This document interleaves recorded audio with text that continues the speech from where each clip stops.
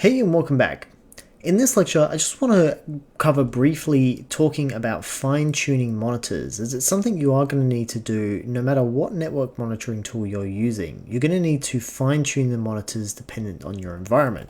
So what do I mean by that? So if we jump back into our Ubuntu server, for example, and we scroll on down, let's take, for example, the disk free on the root drive here. So if we click on that and we navigate over to notification triggers, you can see that at the moment there are no triggers defined. Now, depending on the monitoring tool that you set up, they may have triggers automatically set or they may not.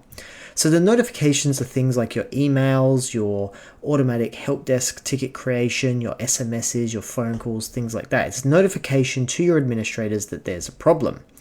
So what we're going to want to do is, again, because this isn't a PRTG course, I'm not going to deep dive into all the notification triggers you need to set up. Really, I just want to briefly touch on why it's so important.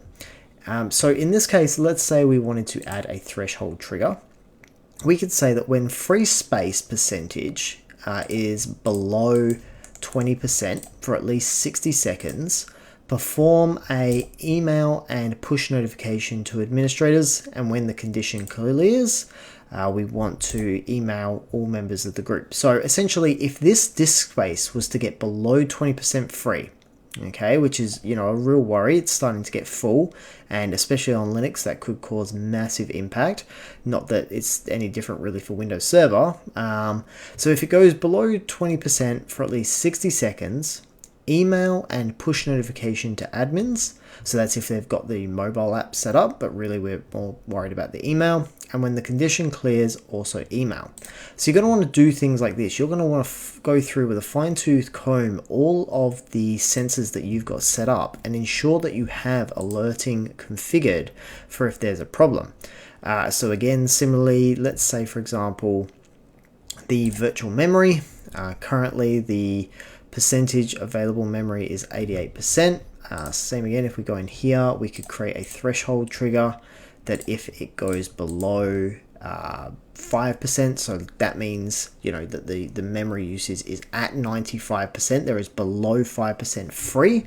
Same thing again, we want to email all admins and we want to email them when this is resolved. So you may have it creating automatic tickets in your system, you may have it for the warnings maybe emailing, and then for the criticals SMSing or even phoning. I know there are some ones out there, for example, when I used to use Logic Monitor, it would phone you and then a little automated voice would say something like, Ubuntu server is 5% disk free or something like that. And I used to enjoy getting those at 2 a.m.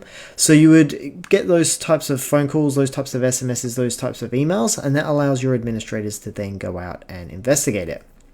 So again, we're not going to go too deep into this topic because this isn't a PRTG, this is just an overall network monitoring course, but I really wanted to push that down to you that you are going to need to go and make sure the thresholds are set, make sure that you're fine-tuning your monitors. On the other scale, you don't want to be getting too many false alerts. You don't want to set your monitors on the other scale and be getting lots and lots of alerts to the point where you get what's called alert fatigue. So there's so many alerts coming through that your team just tends to ignore them. And then when something really bad critical does happen, they just ignore it because they're so used to getting so many alarms. So it really is like a balancing act. So make sure no matter what network monitoring tool you're using, you're going through, you're setting up your notifications, you're ensuring that the correct members are getting notified and that it is balanced between making sure it is an actual problem and not something that's just alerting for no reason. So that's really it for this lecture. I just wanted to briefly cover that. So hopefully you've learned something new, and I'll go ahead and see you in the next one.